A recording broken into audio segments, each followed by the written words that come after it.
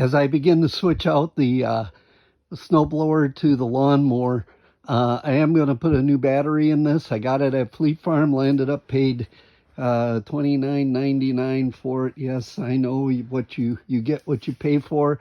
I pulled the cover off of here, and my soft cab that John Deere makes, actually a really nice flexible cab to use, does what it needs to for the winter. When you get a battery, before you get it, you look to see which side is plus, which side is negative, because the batteries vary. So you want to make sure. I did that the other day. I made sure I got the plus on the right side, negative here.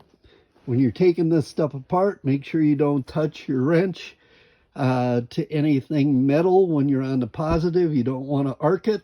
And of course, safety glasses are recommended. But I got these loosened up, and so I'm just going to take this battery out, put the new one in, tighten things up, and I'm ready for a new season. Hit that like and subscribe button.